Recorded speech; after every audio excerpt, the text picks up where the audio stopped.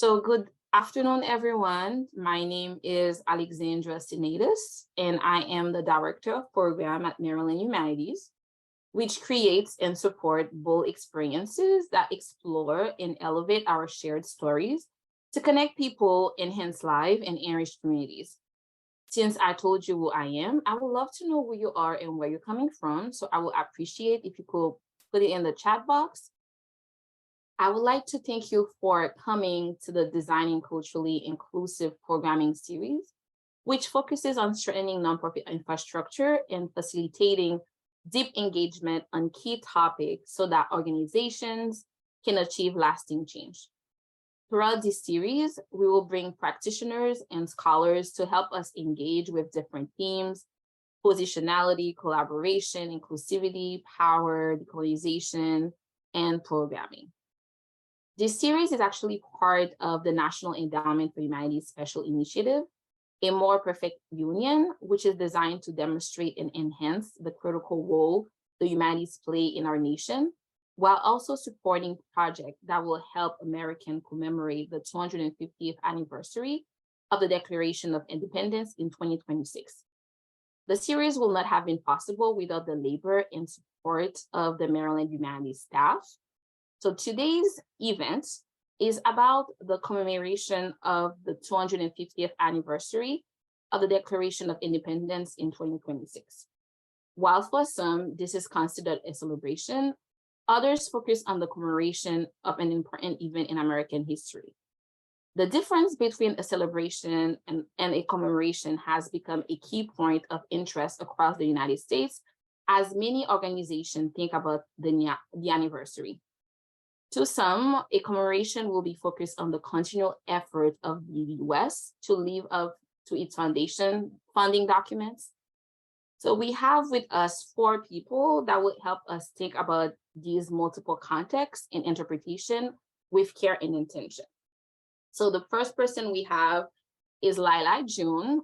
You can actually show yourself, Lila, an Indigenous musician, scholar and community organizer of Dini Navajo. Che Se you see Cheyenne and European lineage. Her dynamic multi-genre presentation style has engaged audiences across the globe towards personal, collective, and ecological healing. She blends studies in human ecology at Stanford, graduate work in Indigenous pedagogy, and the traditional worldview she grew up with to inform her music, perspective, and solution. She is currently pursuing her doctoral degree, focusing on Indigenous food system revitalization. Then we have with us John Marks, who joined the American Association for State and Local History in 2017, and currently serve as the director of the AASLH Public History Research Lab and the Senior Manager Strategic Initiative. As the director of the research lab, he leads AASLH efforts to research the public history and museum community and generate insight to strengthen the field. He also manages several other partnerships, initiatives, and special projects, including leading wide planning for the 250th anniversary of the United States and supporting internal survey and data efforts. John is a historian of race and slavery in the United States and Atlantic world, and holds a PhD in history from Rice University and a BA from Lynchburg College. He is a native of New Jersey. And then we actually have with us Jack Chen. He's a historian, curator, dumpster diver, and a teacher surfacing the disappeared story ordered by system of power and wealth. Dr. Chen is the Clement A. Price Professor of Public History and Humanities and Director of the Price Institute on Ethnicity, Cultures, and the Modern Experience Rogers Network, Newark. He is the founding director of the APA, Asian Pacific American Studies Program and Institute at New York University, NYU. He co-founded the Museum of Chinese in America. His 10 years of work on anti-Asian xenophobia, a 2-hour PBS documentary on the Chinese Exclusion Act, an exhibition at the New York Historical Society led him to focus on intersectional history of American eugenics. And then we actually have with us, maybe you might see on the screen, Lucia Fabiani, who has more than 20 years, who's been working as a graphic facilitator and illustrator for international clients in Europe and abroad. So Lucia uses her skill to help organizations along their change processes.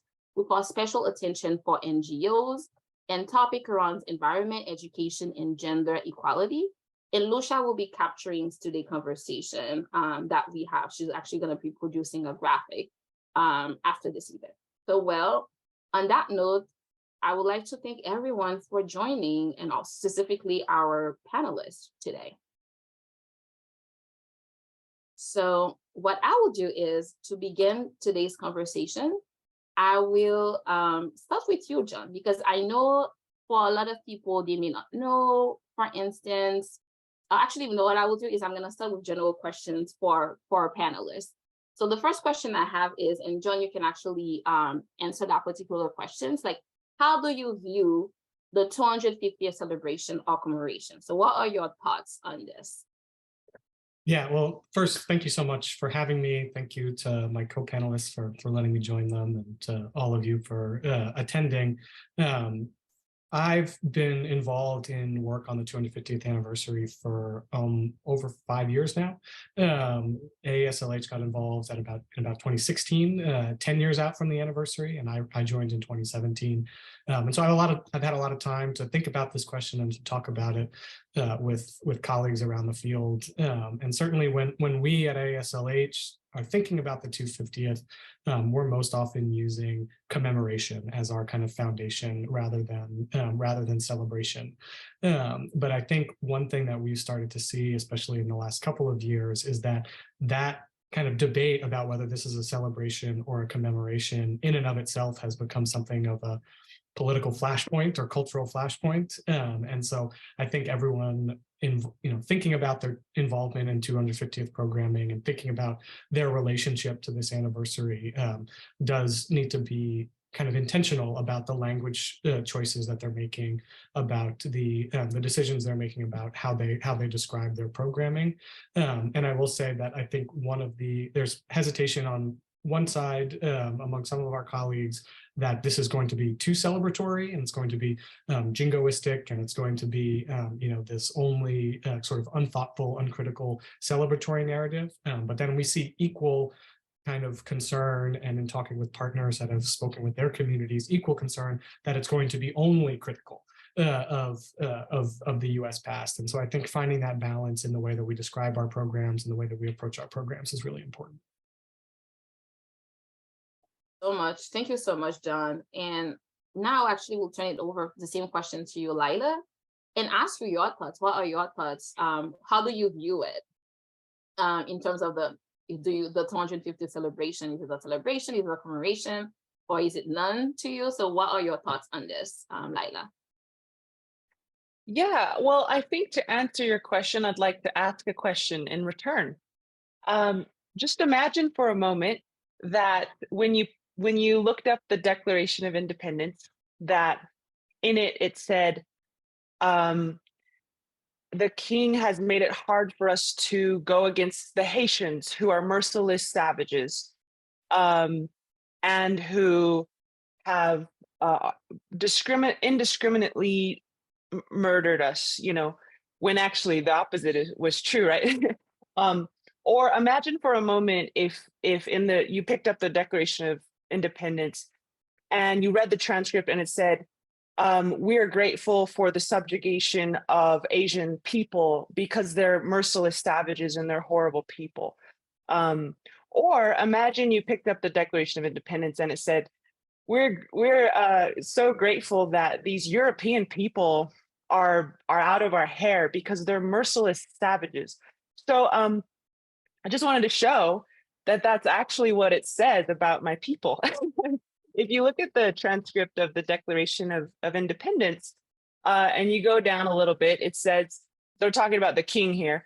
He has excited domestic insurrections amongst us and has endeavored to bring on the inhabitants of our frontiers, the merciless Indian savages, whose known rule of warfare is an undistinguished destruction of all ages, sexes, and conditions. So of course, as indigenous people, as Native people, this document is heartbreaking, you know, because we were not merciless, we were not savage. We actually, if anything, America was quite merciless to us. And really, my people, for example, were put in a concentration camp right outside of Albuquerque, where I'm sitting now, and thousands of us died in this concentration camp. And so it's just really heartbreaking, you know, as a Native person, to know that the founding document of this whole government calls us merciless savages after they actively tried to exterminate us as if we were subhuman. So obviously, as Native people, we're never going to be too excited about the Declaration of Independence. We're never going to feel very good. We're not going to feel very welcome in the room. We're never going to feel very comfortable. We're going to feel how we felt for the past 500 years, which is very misunderstood, misunderstood, I think is the biggest word, because we really just want to be relatives. We want to be friends. We want to be connected in a way that's equal and just and kind. And that's what our people are about. We're about kindness and being a good relative to one another and to the earth. And so that's probably the best I can say. I think most Native people would agree with me, but there's obviously a lot more to say, but I'll leave it at that. Well, thank you so much for sharing your insight, Lila, in regards to this, because I think that's pretty much why we having this particular conversation, because I know different people will have different contexts, right, in regards to this, and will have different type of feelings in regards to what this particular, whether it's a commemoration, celebration, because sometimes it also can bring grief, right, and also it can bring anger. So I really appreciate your insights on this, Lila. And how about you, Jack? What are your takes on this, especially with how do you view, I would say, whether it's a 250th celebration, commemoration, or even share your feelings in regards to it? Sure, I would want to second Lila's comment about being kind and good to the earth, because I think those are fundamental values that makes us all human beings and also is really important. I guess I would say that there's a difference between ideals that are expressed in founding documents and the actual histories of what happened. It's very easy to mistake the ideals for what actually happened. It's also easy to, I would say, I think it's important to celebrate, but it doesn't mean that by celebrating the ideals. Now, part of the slippage here, of course, is I'm glad Layla kind of brought out that passage, because if we actually look critically at a lot of these founding documents and, you know, look at them more carefully and think about what does it mean to be 3/5 of a man, you know, what did life, liberty, and happiness mean when it really originally meant life, liberty, and property? There's a back history to all these ideals, and a lot of what stayed in documents are still fraught with the unresolved issues of the time. I should also say that when we celebrate revolutions, we're also talking about people who are arriving in this country who themselves oftentimes were traumatized, pushed off the land, and dispossessed. So I'm thinking, for example, of the Irish immigrants who came over, and there's violence that they carried with them when they arrived. So we're talking about very complex human dynamics, and to simply celebrate them as ideals as if they were true and that they apply to all people in all ways is, I think, a bit of a fantasy. So I want to acknowledge that it's good to celebrate. You know, we celebrate our birthdays, you know, all that kind of thing, but we have to also be real about what had actually happened and what the documents actually represent. Thank you so much, Jack, in sharing those particular insights to show like how complicated it is, especially thinking about different groups' interaction and also in relation to this particular ideals that you actually mentioned. So one thing I will say is I probably will go back in, now that you mentioned like your takes, your perspective, share your perspective on this. Like, can you think of, for instance, maybe a project or maybe an event that maybe could better fit or maybe can help people really think about the 250th celebration or commemoration, or event that can actually pretty much, or maybe if you were to participate in a project, what will it look like? For instance, what would that look like? I will start with you, Lila. What do I mean? What That's a great question because it really points us towards solutions, right? Of not just harping on all of the problems that we have and that we are, but like, how do we improve, you know? And I think that's what I'm always looking towards is like, how do we take this really hard history and compost it and transmute it into something beautiful? And when you do that, it makes it all the more beautiful because you started at such a hard place and you got over that mountain. And so I think that just thinking of, you know, not the top of my head, but thinking what we could do is have truth and reconciliation councils, you know, that are held in a container of safety and forgiveness. Because it's hard to talk about the truth if you don't know that no one's gonna turn around a punitive justice type of thing on you. Of like, oh, you did this bad, we're gonna, who knows what, you know, there's all kinds of punitive justice models, but going to a restorative justice model of like, okay, look, we have some dirty laundry. Let's talk about it in a safe space. Let's talk about it in a space that that our goal is truth. Our goal is not to condemn. Our goal is not to harm. Our goal is not revenge. Our goal is not condemnation or convicting anyone of anything. Our goal simply is truth for now. And there's not going to be any punishments for truth because if we line it up that way, the truth will never come out. So truth and reconciliation councils have been carried out across the country, across the globe, and it happened actually in South Africa, some of the first ones that were kind of elaborate and formal and government sanctioned, were simply places where truth could be told, truth could be held. And in this case, it was the truth of apartheid. And so I think that America is far behind countries like Australia, countries like New Zealand, countries like Canada, who have already brought the truth out. We're still in step 0, which is we haven't even talked about what happened. You know, we haven't even discussed our own, which is hard to do. I mean, that's why we haven't done it, right? It's extremely challenging. So I think truth and reconciliation councils are great because they are a first baby step towards healing. Again, the goal is not to figure anything out. The goal is not to pass legislation. The goal is not to condemn or convict. The goal is to arrive at truth and acknowledging that there are many truths, to arrive at all of our truth together, to air it out and then let it sit. So that's one program that I think is good, and a technology that has been refined by many other groups, countries. If you do a quick Google Scholar search of truth and reconciliation, you'll have a whole guidebook and manual of how to do that effectively. So that would be one project that I think could be good. And the key element there is forgiveness, you know, because without forgiveness, it's really almost impossible to deal with this level of grief.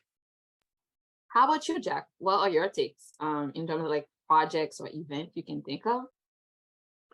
Well, I'm someone who believes in food and drink, and believes in inviting people in to share the food, and also make sure that the food is enough for everybody, and it also is sensitive to the different food needs and preferences that people have. Having said that, so in some ways, I think food and inviting people in and being genuinely welcoming and kind are key kind of qualities to creating a safe space that people can connect to. At the same time, it also has to be the precondition, I think, in which honesty can be built up to. I don't think it's like a one-night dinner will do the job. It takes a process. And I am concerned that we honestly, truthfully talk about the histories of what have happened. So I'll just give a short story about how I served on the New York City Commission on historical markers, monuments, and and public art. And the problem we had was that New York City actually doesn't have an accurate history of itself. So when we're talking about whether the Teddy Roosevelt statue in front of the American Museum of Natural History, for example, should stay there. It's flanked by an African man and a Native American man. He's on a horse. The problem is that most people don't actually know the history of the city, don't actually know the history of Teddy Roosevelt and what he did do and what he didn't do, but also the role he played in various kinds of campaigns, which included advocating eugenics.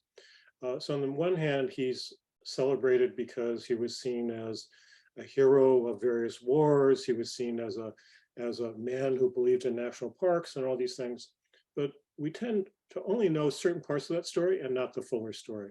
So to get at the truth of someone like Teddy Roosevelt and why many people believe that that statue should be taken down, and it has been taken down, or those people who felt that, oh no, these representations were perfectly nice, there weren't any racist caricatures in the Native American and the African figure, that unless we actually can get at the truth and talk honestly and speak honestly and actually listen to each other's stories and not be caught up in the kind of feelings that, oh, how can we disrespect Teddy Roosevelt, the president, after all?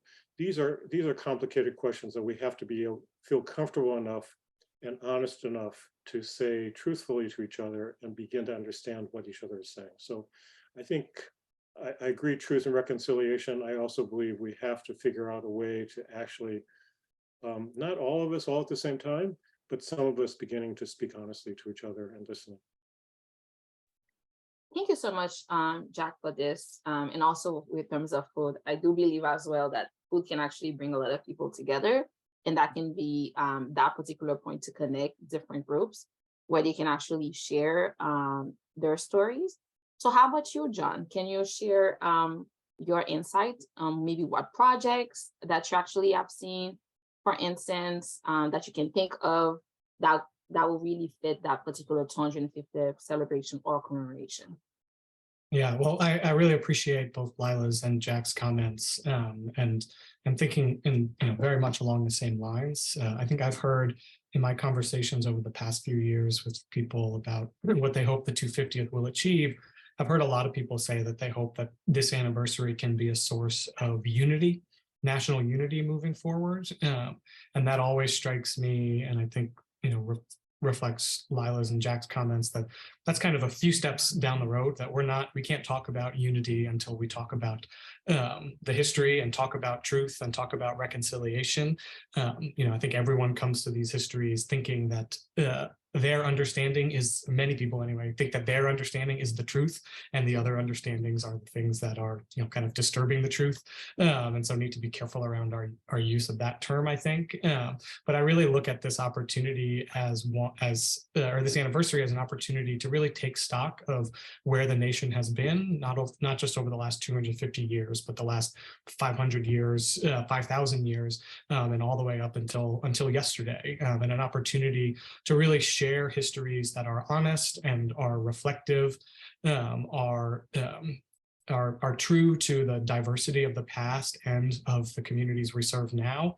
And my real hope is that the anniversary can be an opportunity for Americans in the broadest sense to kind of get on the same page again, to reestablish a kind of broadly shared understanding of American history, especially around some of these really difficult topics. I think at AASLH and certainly in conversations with other partners at federal agencies and in large organizations, I think most big organizations involved in the 250th right now are taking this kind of expansive view of what the anniversary is. This isn't something that's about strictly about the Declaration of Independence or the founding or the American Revolution, but really something that is an opportunity to think about all of our history, 50 years after the bicentennial, 250 years after the founding, to kind of take stock of where we've been and where we want to see the country go. And then the other kind of kind of setting aside the historical content part of this, I also hope this anniversary can be an opportunity for investment in the field and in the work that history institutions do.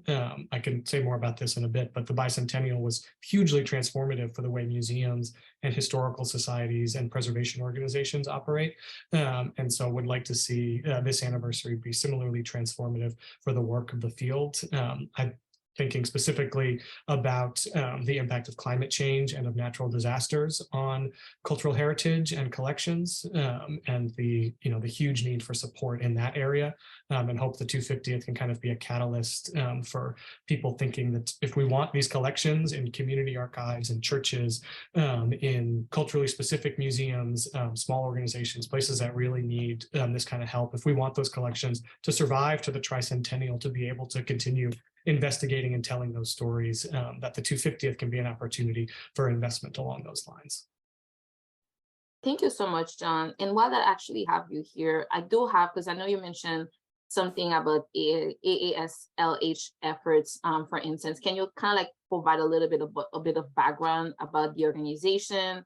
I think that would be very helpful. Maybe like provide some example, maybe of projects that you came across or they're currently working on, for instance, because I know maybe in this particular today's conversation, I know that some people are interested or maybe thinking about doing something, but they don't know exactly what can be done. Maybe if there's a guide, for instance, that can help them, like, if am I doing this wrong, am I doing wrong, like what are the kind of events that they can put together, for instance.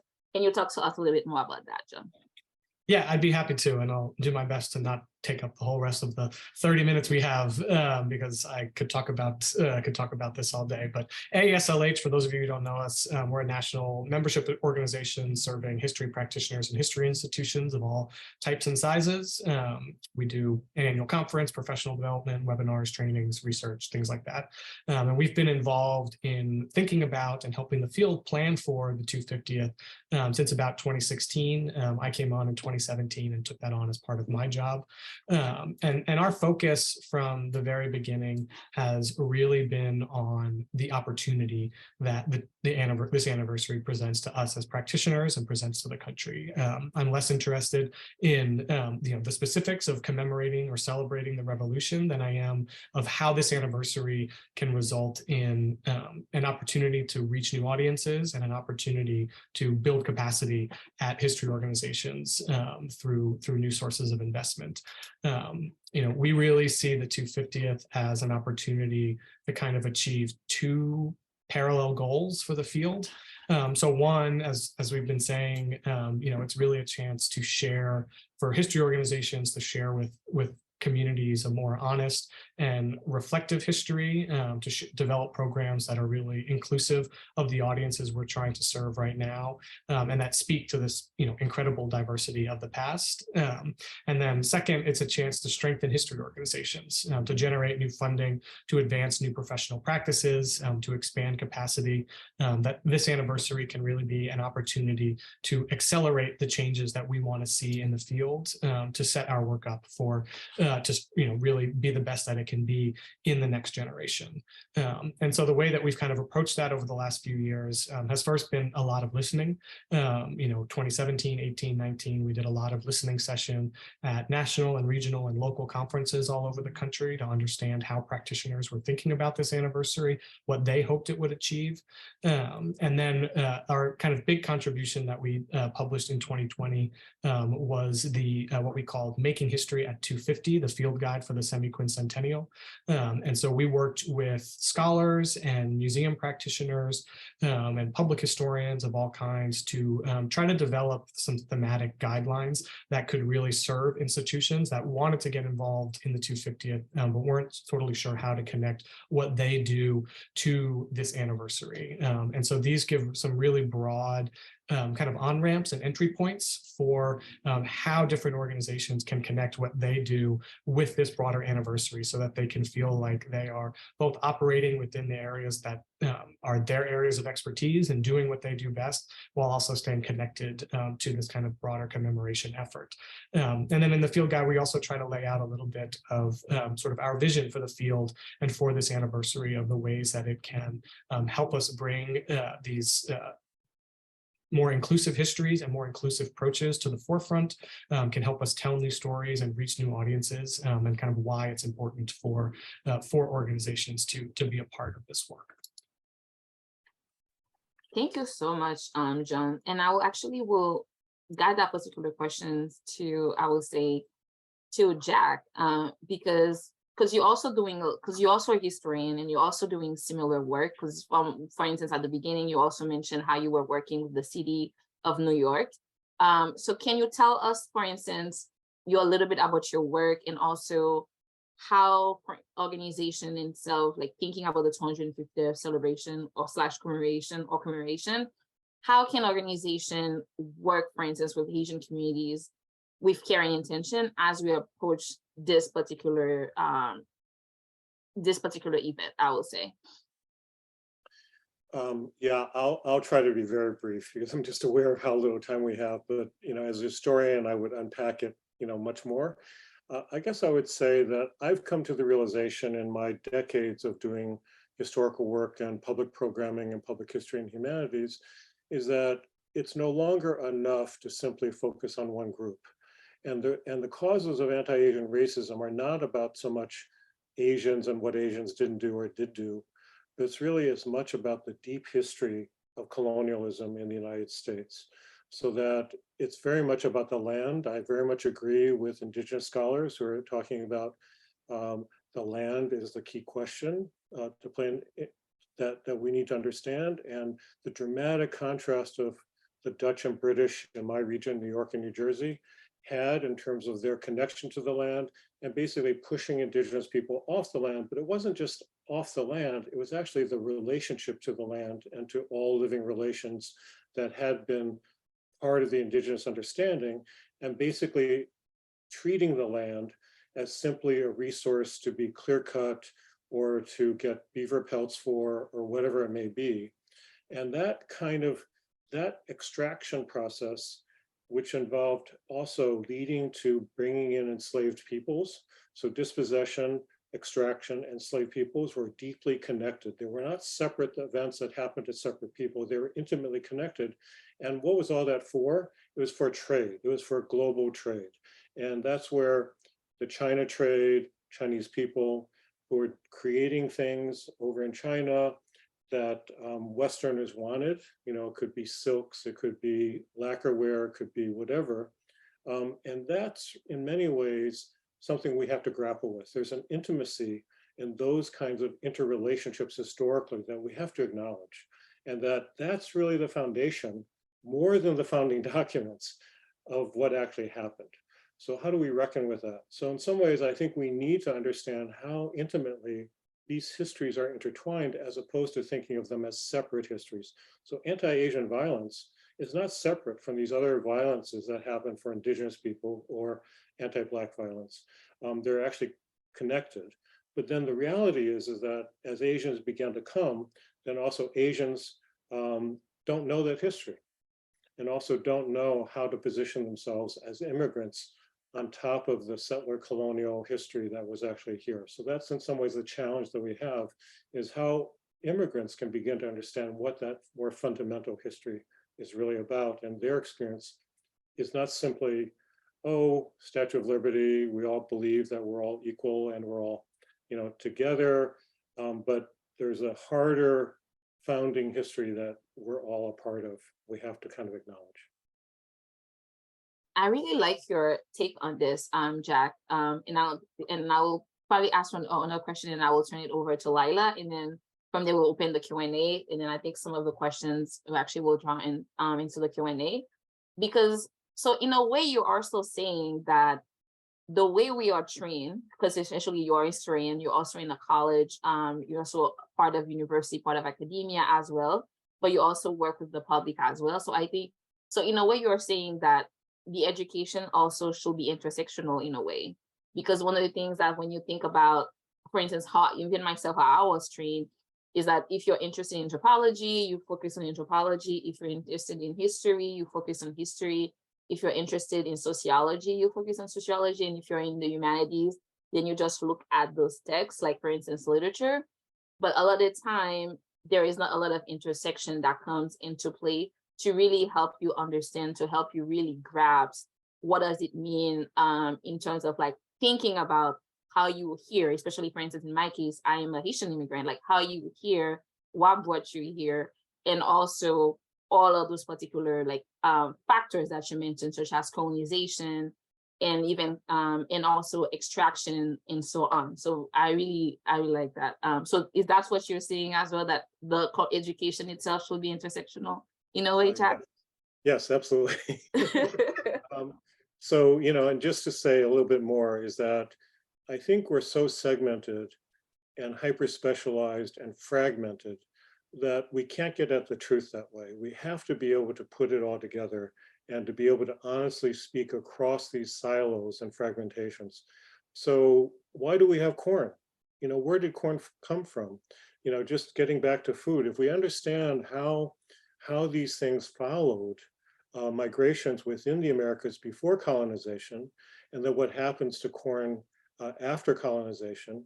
If we think about tomatoes, potatoes, these are all foods that lots of cultures think are their own, but in fact have migrated because of colonization and because of lots of different factors. Now, if we begin to understand them together, and recipes together, and histories together, which are actually quite difficult to do, then I think we're going to get at something more truthful and much more real.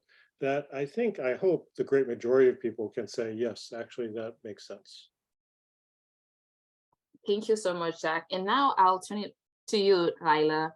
I know you put something in the chat where you said like 60% like responding to Jack comments in regards to this. So I guess my question for you, Lila, is that, because as now, for instance, a lot of organizations are attempting to acknowledge or work the land, acknowledge land, or attempting to work with indigenous communities. So what do you think makes a successful collaboration?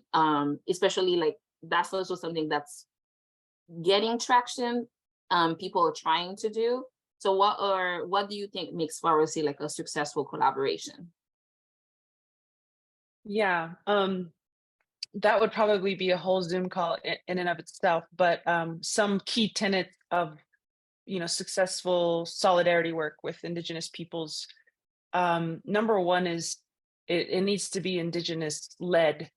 That doesn't mean other people's agendas and ideas can't be a part of it. They can, but the leadership of how that goes down needs to be very much put in the hands of the communities themselves. So one of the questions I always encourage people to ask is, how can I help, if at all? That way you're asking the nations, the indigenous nations, whom are all distinct and diverse, right? We have 574 federally recognized nations in America, in the US alone. That's not counting the 200 de-recognized nations that the US took off the rolls for no good reason. So we're talking about 800 distinct, nearly 800 distinct Native nations in this USA, as we call it. So when you approach these communities, it's going to be a different answer every time. Now, how can I help, if at all? Each nation is grappling with their own unique set of problems. At the same time, we all share a lot of common problems, a lot of common characteristics, all of which are not our fault. It's all the doing of the United States government.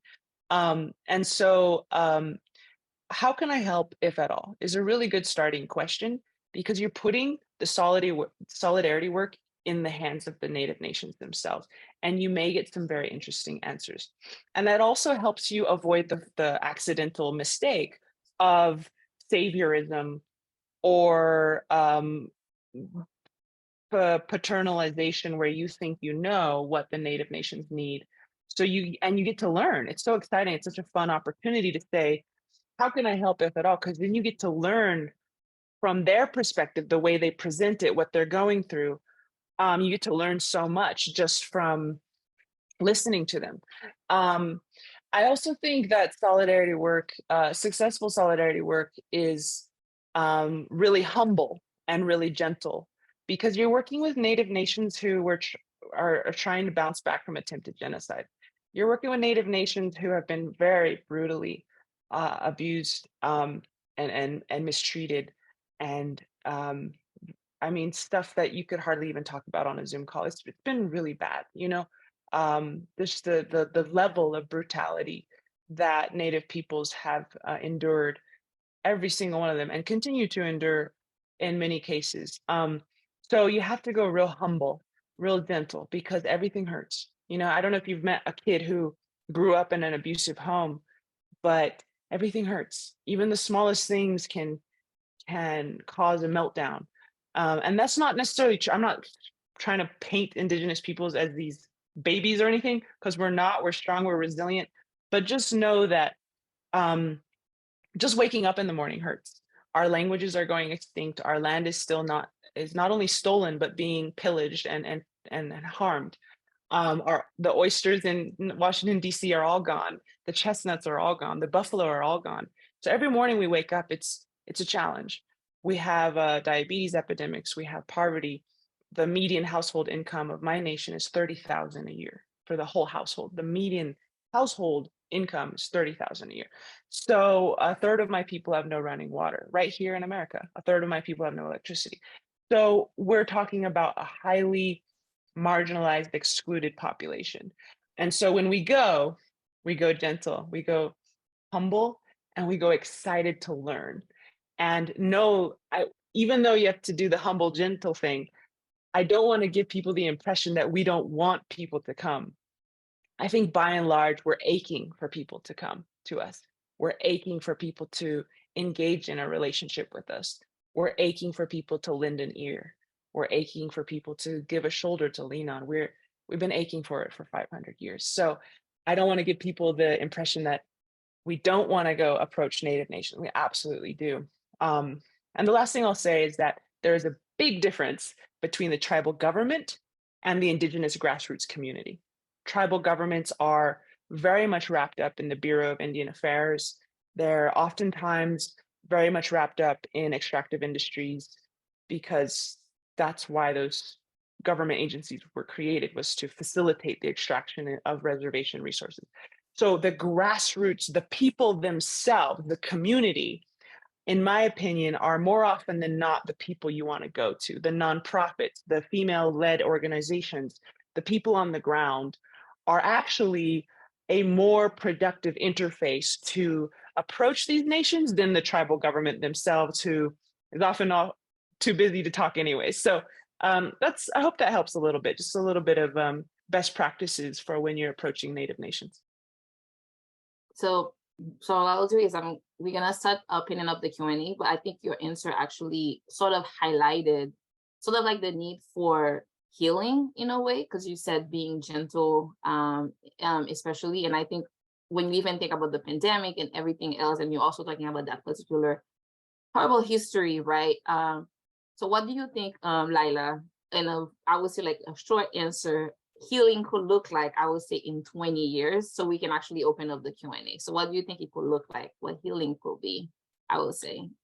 That's a beautiful question. That's such a exciting question, and I'll try to answer it quickly. I think healing looks like certain key areas restored to Native leadership, perhaps pilot projects of national parks, or even portions of national parks, return to the stewardship and the oversight of Indigenous nations, grassroots, female-led Indigenous organizations, so that we can show the world our ways of stewarding the land, managing the land, which is what my dissertation is about, how we would create prolific abundance, how we would manage the land. We weren't hands off. We were in there, we were harvesting, we were burning the land, we were thinning the trees, we were doing genetic selection, we were doing all kinds of stuff to create biodiversity and augment biodiversity, which is why I think 60% of global food sources came from us. They're so good at diversifying genes, so good at diversifying ecosystems, so good at taking care of water tables, et cetera.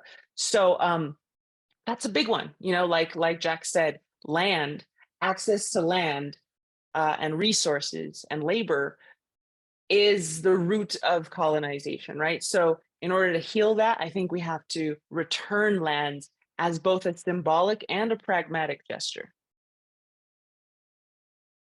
Thank you. So now we do have questions, like now we open up the Q&A. So if you have any question, now is the time to ask those questions. So far, we don't have any questions from the public. I know we have some, I don't know if we have some in the chat, Isabella. From what I'm seeing, I don't see any questions as of yet. But yes, now is the time to ask your questions in the Q&A. I'm gonna give people a moment to ask questions. Oh, congrats in defending your dissertation, Laila. Thank you. That's why I look so tired right now. Yeah, it's a lot, especially defending the stress and everything.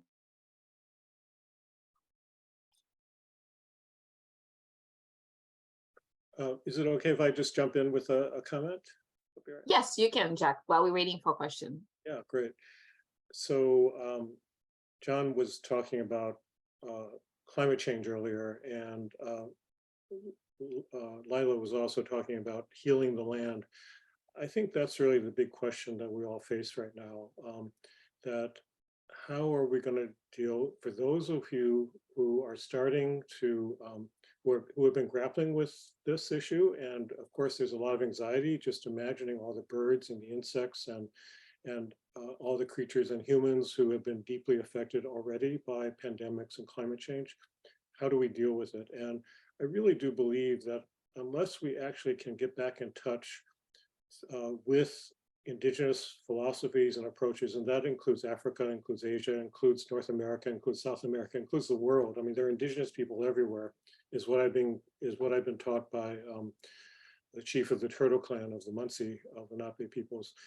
Unless we can all get in touch with traditional ways of keeping in cultivating the land and staying within the bounds of what the land can offer, and really acknowledge the healing that can happen just being out in nature and eating well, we're in bad trouble. So there's that question about the relations with all that is living, and therefore also trying to not just destroy it. I mean, I think we're so divorced from any understanding, any feeling of life outside of our houses and the property that we own, that it's really hard for people to begin to think about the larger world as being destroyed. As long as our houses seem to be okay, as long as we still have enough groceries, as long as the toilet is still flushing, that seems to be the limits of a lot of people's imagination. So I think we all know that something big is going on and we have to be able to do something about it. So I really do think indigenous approaches towards connecting with nature, towards food, is really a solution. And in fact, the Intergovernmental Panel on Climate Change, which is a major international scientific report, has been acknowledging that and saying that we have to go back to these indigenous knowledges to really be able to heal the land. Thank you so much for your comment, Jack. I will turn it over since we don't have any questions as of yet from the public. And I know someone added, this is a lot to take in, especially this conversation is pretty deep. So I guess my question for you, John, because you also mentioned climate change, is what have you learned along the way, especially in doing this work, John? Yeah, well, first I would just say to Jack and Lila's points that was when we developed the themes in our field guide, the Indigenous scholar and museum professionals that we worked with in developing those, they really helped us shape our Power of Place theme, which ended up being our conference theme for our conference this past September. But I think that theme and some of the questions that we put in there to sort of guide institutions in thinking about their connection to it can really help get at some of these questions. And our hope in putting that together was that it would offer some on-ramps, especially for small institutions, for all volunteer institutions, to start getting at that question of, from different perspectives of, what are the different ways that this place, this land where our institution is now, have been used over the last 100, 250, 500,000 years. Think about the different, the different people who have lived there, the different relationships to the natural resources there, and how that's changed over time. I think can be an entry point for individual institutions that want to engage with this question, but are feeling a little overwhelmed with how big and how much is these questions kind of encompass. But I think in terms of kind of lessons that I've learned in being involved in this work for the last few years, is one, that it's slow work, and getting people to think about big ideas and think creatively and ambitiously. Not everyone's coming to that conversation from from a different position, from a different place. And a colleague said to me years ago when talking about community engagement, that's always stuck with me. She put it as, there's no microwave solutions. You can't just kind of put it together and zap it and get where you want to go, which is why we've been encouraging institutions to get started thinking about what they want to do. There's now 3.5 years left, to thinking about where they want to be and what they want to achieve, and to start moving down that line. I think there's still a great deal of skepticism that we encounter of why would we be involved with this? This isn't something that my audience cares about. This isn't something that I care about, things like that. But I think it is this really great opportunity for creativity and healing and visionary possibilities. But they're not going to happen on their own, which is the message that I really try to convey to practitioners, especially who are thinking about this work or are waiting for direction from ASLH or from the Federal Commission, God help them, or from their state commission or whoever. That advice might not be coming anytime soon, but those people don't own this anniversary. You do, we all do. We all have collective ownership over this anniversary and over these histories. And I think getting involved now and shaping it in the direction that you want to see it go is a really important part of this. And just can't emphasize that enough, that I hope each individual institution and practitioner and community organization will kind of take that to heart, and will start to move things in the direction that they want to see it go, because it's not going to get there otherwise.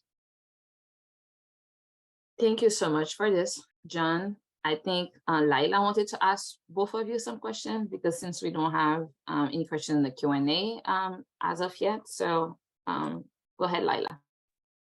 Yeah, and if people want to chime in into the Q&A, they're welcome to as well. To answer answer my question in this place where you're supposed to ask a question. My question is, I think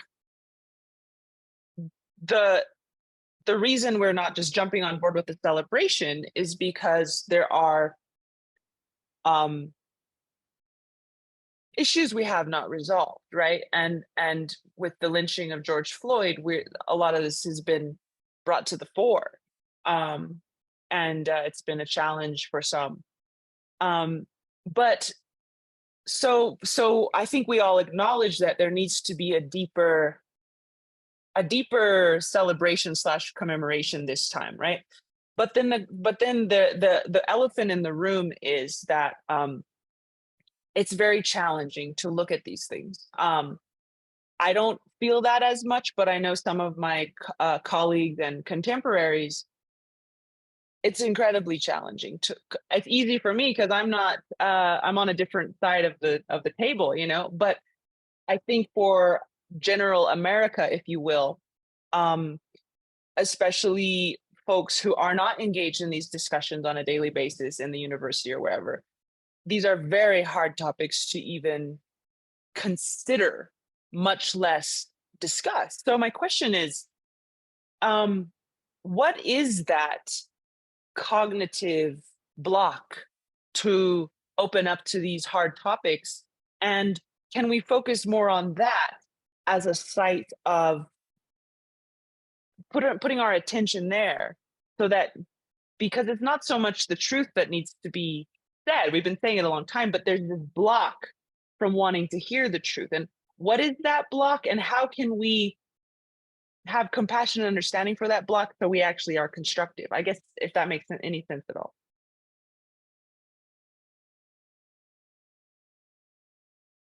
Anybody And, can go in, yeah. can go in, John or Jack. I can maybe respond.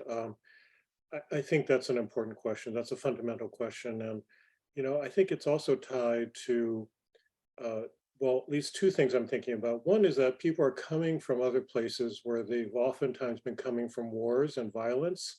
And even the trip to get to this country may involve violence. And there's an imagined America, which is through the films that people watch and through the materialism that people know, that is, you know, the kind of wealth, comparative wealth, and the luxuries of having lots of machines around you to do different things. You know, all of that is oftentimes understood as therefore being a land of plenty, and a land of in which these issues, the violence that they're escaping isn't here, or the injustice that they're escaping isn't here. And then when people arrive and begin to see, oh, this is actually some of the history, and people are oftentimes surrounded by unresolved issues. And then when you have, let's say, just in a classroom, children coming from all different parts of the world in which there have been wars or famine or whatever, and there's not enough support in the schools to actually understand, to be with their families and to be with the children, to understand what are these unresolved issues, the trauma, the violence that they're coming from. And then within this country, then also dealing with the histories that have been, that are unresolved, and the racism that continues on. So I see this with my students all the time. My students come from all parts of the world, and then they arrive here and they had no idea that the racism, especially during the pandemic, where it becomes very real, and also with George Floyd, where it becomes very real, everybody sees it. All of a sudden, what's in the history textbooks and what people have read is right there in front of you. That there's so many compounded injuries that unless we commit to healing and public health in a broad way, not just because we have a cut and we have a Band-Aid on it, but a deeper sense of well-being and a deeper sense of health, and we create a culture in which people's basic needs are taken care of, so they feel they can actually grapple with these questions. I think so. For me, I'm glad you asked that question, Layla, but I think it's premised on those fundamental traumas, violence, and feelings of safety and comfort that can enable us to be more honest and more generous, I think, with not just worrying about, you know, what's going to happen tomorrow. You, John? Yeah, I mean, I don't have a ton to add that can you know, can deepen what Jack just shared, but I will say one thing that we've learned at AASLH through the research that we did in our Reframing History project was that the kind of block that Lyle was talking about is something that's shared across people from different racial and ethnic backgrounds all across the country, that there's this reticence to share history that can make people uncomfortable, whether it's because they themselves don't want to be uncomfortable, or they don't want to be kind of in mixed company making other people uncomfortable, that there's a reticence to, you know, to get involved in programs that are getting at this history directly. And one of the things that we found, you know, this was fundamentally like a communications research project, and how can we best communicate what history is for and what it is and what what it can do. And we found that people that were often approaching history as kind of just being something for a hobbyist, that this is something that, is something you do for fun. It's something that some people are into and other people aren't. And if that's what you like, then that's great. And from that perspective, you can see why people wouldn't want to engage with difficult histories. And we found that communicating that history helps society make progress toward justice is something that can help more people understand why history matters for everyone and why diverse histories and histories of people who don't look like them or share their background, it's important for everyone to know those histories. That idea of progress toward justice really helps ground that conversation of why history is important and why people should be parts of those kinds of conversations. Well, thank you so much. I would say on that note, this pretty much ends our conversation, today's conversation.